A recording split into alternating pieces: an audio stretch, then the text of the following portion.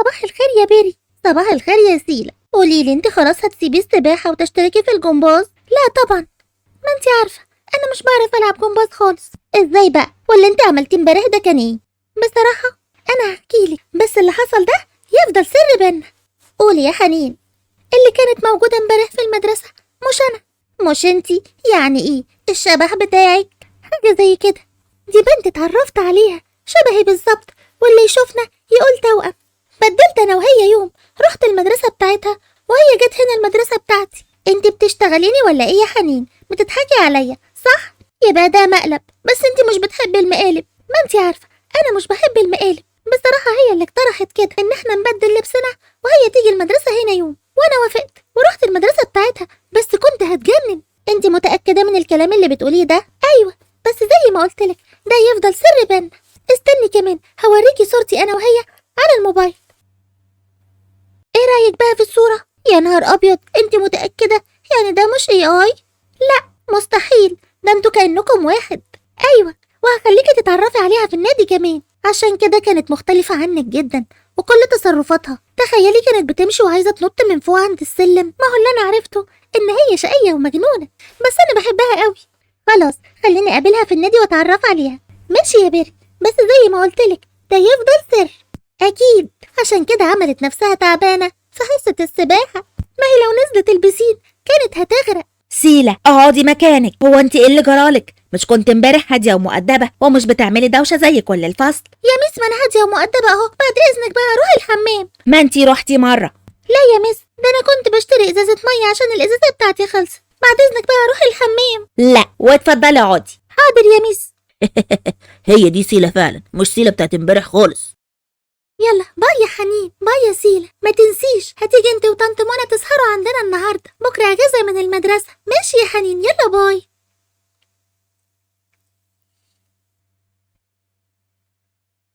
أصحابي الحلوين عاملين إيه؟ يا رب تكونوا بخير. وحشتوني جدا جدا من الفيديو اللي فات. يلا انزلوا حالا تحت الفيديو اعملوا لايك، واللي مش مشترك يشترك في القناة، واكتبوا لي كومنت حلو وقولوا لي رأيكم في الفيديو. يلا حالا اعملوا لايك. بحبكم يا أحلى اخوات في الدنيا. ازيك يا مامتي يا حبيبتي؟ اهلا يا سيلة، قوليلي اخدتي كام في التقييم؟ ما انتي عارفاني يا ماما، بقفل على طول. الحمد لله، يا رب تفضلي شاطرة ومتفوقة كده على طول. نفسي تكبري كده وتدخلي كلية الطب ولا الصيدلة وتبقي دكتورة. لا يا ماما، ماليش في الجو ده. دكتورة مين؟ أنا نفسي أدخل كلية الشرطة وأبقى ضابط عشان أقبض على الحرامية والمجرمين. تصدقي فعلا هي دي الكلية اللي تنفع مع واحدة مجنونة زيك بتعمل شقلباظات وعايزة تمشي على الحيط. تصدقي ده انت المفروض تشتغلي في السيرك. أشتغل في السيرك ليه يا ماما؟ تصدقي فكرة، هفكر في الموضوع عشان أعمل فقرة الشقلباظات مع القرود. يلا يا ماما قوليلي هنتغدى إيه؟ عاملة طاجن خضار باللحمة، حظك حلو. حلو أوي، بحب الخضار باللحمة. بس يا ماما ما تنسيش النهاردة يوم مهم جدا، هنروح نسهر مع حنين وطنط لميا في الفيلا بتاعتهم. أصلا أنا نفسي أشوف الفيلا أوي. فاكرة ومش ناسي. ماشي يا ماما. السلام عليكم، ازيك يا ماما؟ اهلا حبيبه ماما، قوليلي عملت ايه في التقييمات؟ ممتازة يا ماما، وأخدت الدرجة النهائية. برافو عليكي يا حبيبتي. صحيح يا ماما، النهاردة عايزة أفكرك طنط منى وسيلة هيجوا يسهروا معانا النهاردة. مش ناسيه طبعا، وكلمت محل الحلويات عشان يبعت اوردر. ماشي يا ماما، أنا عايزة بابا يشوف سيلة عشان هيتفاجئ ومش هيصدق نفسه. اكيد، هي صدفه غريبه ان انتوا الاتنين تبقوا نفس الشبه جدا كده. أيوة يا ماما، ده احنا كأننا توأم وأي حد هيتلخبط بينا. أما أطلع بقى أغير لبسي. الساعة بقت 8، المفروض دلوقتي نروح عند طنط لميا وحنين. يلا يا ماما، يلا يا ماما بسرعة، مش عايزين نتأخر. حاضر يا سيلة، هتجننيني بقالك ساعتين كل شوية يلا يا ماما يلا يا ماما. عايزة أروح بقى عندها في الفيلا يا ماما. يلا يا رب صبرني. حاضر يا حبيبتي، اتفضلي يلا، ما انا جاهزة اهو. استني بقى اما اروح المطبخ عشان احط الكيك اللي انا عملتها في العلبة عشان ما تتبهدلش واحنا رايحين. طيب يلا يا ماما بسرعة بسرعة. هتجيب لي جنان. يا ماما، كل ده هنتأخر. يلا بسرعة. خلاص غلفتها اهو، يلا. هنزل بسرعة أوقف تاكس. سبحان الله، انت شبه حنين قوي، نسخة ما كانش ينفع تكوني هادية زيها بدل ما انت مجنونة كده. يا رب تعالي يا رب وتبقي هادية. انا خارج يا لميا، عندي ميعاد مهم. عايزه حاجه؟ هتخرج دلوقتي؟ مش تستنى يا فاروق اما تسلم على سيلة مامتها؟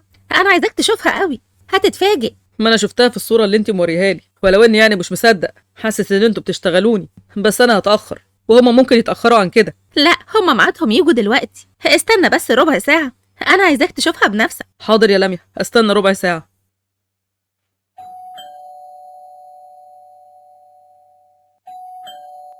يا بنتي اهدي شويه. عايزاهم يفتحوا بسرعة يا ماما. مين اللي بيرن الجرس كده؟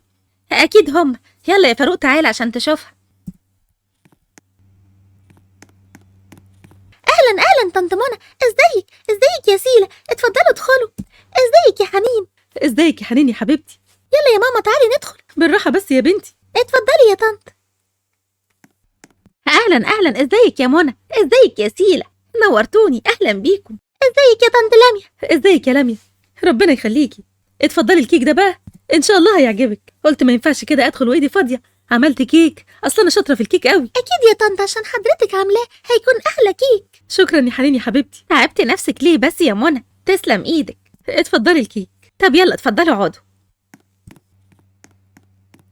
ايه ده؟ مش معقول، ده انتوا فعلا نفس الشبه، كأنكم توأم. حاجه غريبه قوي. يا اهلا وسهلا. يا اهلا وسهلا بيك يا فاروق بيه. أهلا يا عمو فاروق. شايف يا فاروق شبه بعض جدا ازاي؟ والله انا مش مصدق، مش ممكن يكون في اتنين نفس الشبه وهما مش اخوات. حاجه غريبه قوي، سبحان الله. انا لو شفتك في اي مكان اكيد هفتكر ان انت بنتي. ما هو ده نفس اللي حصل معايا يا فاروق بيه. اول ما شفت حنين كنت فاكراها بنتي وعايزه اخدها معايا واقول لها تعالي معايا يا سيله. أيوة يا عمو فاروق، ماما كانت متلخبطة بينا جدا. شفتي يا بابا؟ عشان كنت فاكرنا عاملين فيك مقلب وعاملين الصورة بالاي. صدقت بقى يا فاروق؟ ايوه صدقت، كانهم توأم بس هما مش توأم ومش اخوات اصلا. على العموم نورتونا واهلا بيكم.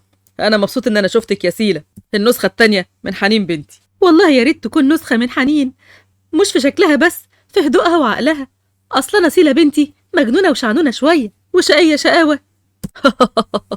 حلوه الشقاوه. ما هو ده اللي مخليها دمها خفيف، وانا بحبها قوي. يلا بعد اذنكم بقى انا همشي، اسيبكم بقى تقعدوا مع بعض. سلام عليكم. غريب قوي الشبه اللي بينهم الاتنين ده، اكيد في حاجه مش طبيعيه. مفيش اتنين في الدنيا بيبقوا شبه بعض كده، نفس الصوت ونفس العين ونفس الشعر وكل حاجه، ده كانهم نسخه في مرايه. مفيش اتنين بيكونوا شبه بعض كده من غير ما يكونوا اخوات. انا هتجنن، بس اقول ايه، سبحان الله. تسلم ايدك يا منى، الكيك حلو جدا، ده مظبوط اكتر من اللي انا بعمله. الف هنا، هبقى اقول لك الطريقه عشان تعمليه. تسلم ايدك يا طنط منى، حلو جدا. ماما بتعمل الكيك حلو قوي. كفاية كيك كده بقى، اما اكل دوناتس. طنط لميا، حضرتك اللي عاملة الدوناتس ده؟ لا يا سيلة، انا كلمت المحل وبعت لي اوردر. يبقى اكيد انت مش شاطرة زي ماما في الحلويات. سيله عيب كده. لا يا منى عادي، انا فعلا مش شاطرة في الحلويات. ما تزعليش يا لميا، ما انت عارفه سيله مجنونه شويه بتقول اي حاجه. لا عادي يا منى، وايه المشكله؟ هي بتقول رايها، انا فعلا مش شاطره في الحلويات، انا دايما بتصل اشتريها. انت بقى لو شاطره في الحلويات علميني. بس كده. حاضر. يلا بقى يا حنين، هو انت هتفضلي قاعدة تاكلي كيك؟ يلا عشان تفرجيني على الأوضة بتاعتك. حاضر يا سيلة، تعالي. شكرا يا طنط منى على الكيك الحلو ده، بعد إذن حضرتك.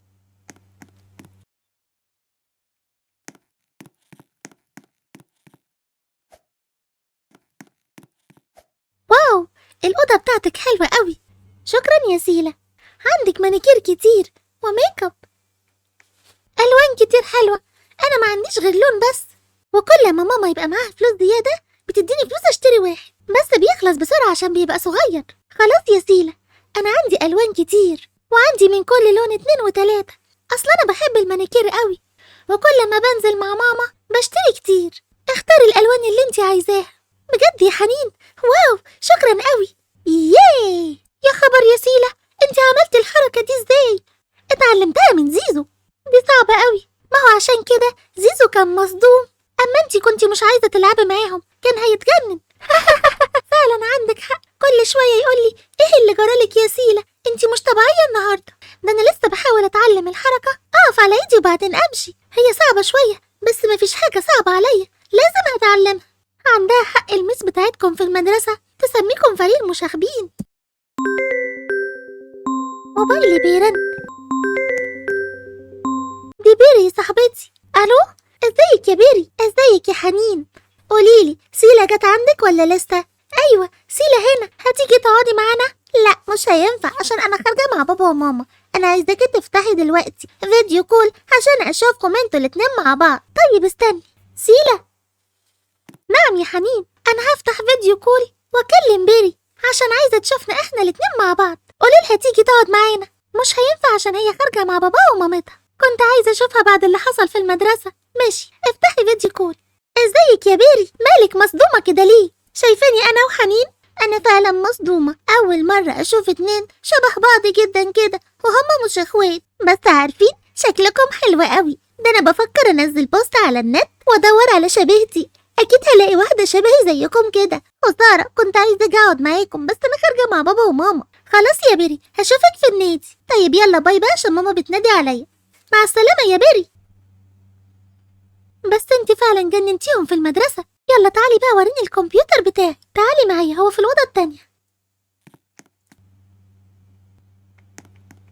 لا دي سيلا شقية شقاوة مختلفة عن حنين خالص. دي مجنناني أنا وباباها. انتي عارفة عادل كان نفسه يخلف ولد، بيقول يعني عشان يتنطط ويعمل دوشة وحركة في البيت. أهي سيلا بقى ما شاء الله بتعمل كل الحركات زي القردة. بس أكيد عاملة لكم جو مسلي في البيت. بصراحة حنين بقى هادية، بتحب المذاكرة وبتحب القراية وكمان شاطرة في السباحة، وأحلامها لما تكبر تبقى دكتورة. ما شاء الله. سيلا بقى من أحلامها لما تكبر تدخل كلية الشرطة عشان تجري ورا الحرامية من هنا لهنا. والله أنا مبسوطة إني اتعرفت عليكم. وأنا كمان يا لميا والله. بس بصراحة صدفة غريبة إن هما الاتنين نفس تاريخ الميلاد، وسبحان الله مولودين في نفس المستشفى. جايز عشان كده بقوا شبه بعض. تفتكري بقى أنا ممكن ألاقي حد شبهي كده زي سيلا وحنين؟ وليه لأ؟ ما هو يخلق من الشبه 40. أكيد أنا كمان في حد شبهي كده. بسيطة، إحنا نسأل شات جي بي تي، هو يعمل بحث ويطلع لنا كل صور الناس اللي شبهنا. وده إيه شات جي بي تي ده بقى؟ ده تطبيق على الموبايل، هشرحهولك. مش عارف ليه مش مرتاح للموضوع بتاع سيلا وحنين ده. حاسس ان في سر غريب. ناس كتير بتبقى شبه بعض بس مش ممكن يكون كده. دول نفس السن، قد بعض في المدرسة. انا لازم اجمع شوية معلومات. عايزين تمشوا بس بسرعة ليه كده؟ كنتوا خليكم قاعدين معانا شوية. يا ريت يا طنط، ده انتوا هتمشوا بدري قوي. والله لو كان عليا انا كنت عايزه بيت. ما تسيبيني ابات هنا يا ماما. لا كفاية، احنا هنتجنن. حرام تجننيهم هم كمان. يلا نشوفكم مرة تانية، تيجوا تزورونا انتوا بقى. خلاص المرة اللي جاية نتقابل في النادي، المكان هناك حلو وهنتبسط كلنا. خلاص نروح كلنا النادي ونطلب بيتزا. هو انت مش بتفكري غير في الأكل والبيتزا؟ عارفة انك بتحبيها قوي، وحنين كمان بتحب البيتزا جدا. خلاص اتفقنا، نتقابل في النادي ان شاء الله. يلا سلام عليكم. سلام يا حنين. سلام يا طنط لاميا. مع السلامة يا سيلا. مع السلامة يا سيلا.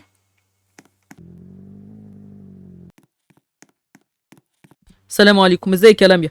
وعليكم السلام. أهلا يا فاروق، اتأخرت كده ليه؟ ابدا، كان عندي ميعاد مهم وانت عارفة، وانا قلت كمان اسيبكم براحتكم عشان تقعدوا مع منى وسيلة. هي البنت سيلا دي جنان، بس بحبها قوي. هتتعشى ولا هتنام؟ لا طبعا، اتعشيت بره. ما تعرفيش تاريخ ميلاد سيلة امتى؟ تخيل ان تاريخ ميلادها هو نفس تاريخ ميلاد حنين، ومولودين في نفس المستشفى. صدفة غريبة قوي. فعلا يا فاروق، تصبح على خير. هو انت من اهل الخير. غريب قوي موضوع الشبه ده، انا هتجنن.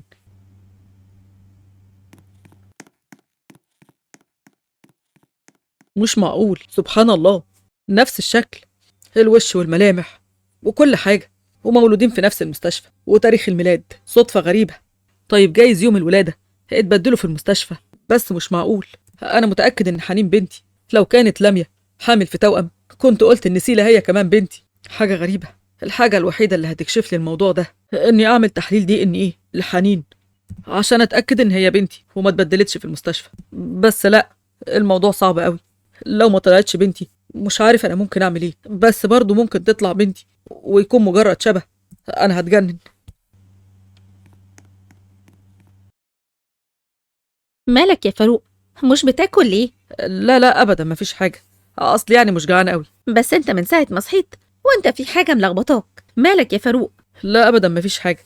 قولي لي يا لميا، هو مفيش مرة الدكتور قالك إنك حامل في بنتين توأم؟ هو انت بتفكر ممكن تكون سيلة بنتي توأم؟ لا طبعا، اصلا الدكتور كان قال لي ان انا حامل في ولد، وفي الاخر لما ولدت طلعت بنت. ايوه صح، افتكرت. هو انت بتفكر في ايه يا فاروق؟ لا لا ابدا، مش بفكر في حاجه. يلا بقى، سلام يا لميا، انا همشي عشان ما اتاخرش على شغلي، عندي ضغط شغل كتير جدا في الشركه. ايه، بسلمي لي على حنين لما تصحى. ماشي يا فاروق، مع السلامة. اما اطلع بقى اصحي حنين عشان ما تتأخرش على مدرستها. يا ماما، انا اتأخرت النهاردة قوي ولسه هعدي على سيلة. ما تأخرتيش ولا حاجة، لسه بدري. يلا مع السلامة. مع السلامة يا ماما. والله يا فاروق عندك حق تفكر وتتجنن وتفتكر ان سيلة اخت حنين التوأم. صباح الخير يا عم رضوان. صباح الخير يا حنين. يلا عشان نعدي على سيلة. حاضر يا حنين. يلا يا ماما بسرعة اديني اللانش بوكس، حنين مستنياني تحت. يا بنتي ما هي اللانش بوكس جاهزة اهي، يلا خديها حطيها في الشنطة. ماشي يا ماما، يلا.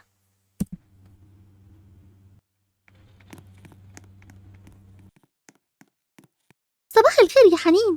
صباح الخير يا سيلة. يلا بسرعة احنا متأخرين على المدرسة. طيب بقولك ايه، انا عندي فكرة مجنونة. مجنونة؟ لا، ما تقوليش ان احنا هنبدل المدرسة تاني، خلاص. لا ما تقلقيش، مش المدرسة ولا حاجة. ايه رأيك تعملي ان انت سيلة وانا حنين، وانت تقضي يوم عندي في البيت وانا اقضي يوم عندك في البيت، نشوف بقى هما هيكتشفونا ولا لا. انت بتهزري؟ اكيد هيكتشفونا طبعا، وبعدين حتى لو ما اكتشفونيش انا خايفة على بابا وماما، ده انت هتجننيهم. لا ما تخافيش، اوعدك مش هجننهم. لا طبعا مش موافقة، يلا بينا هنتأخر.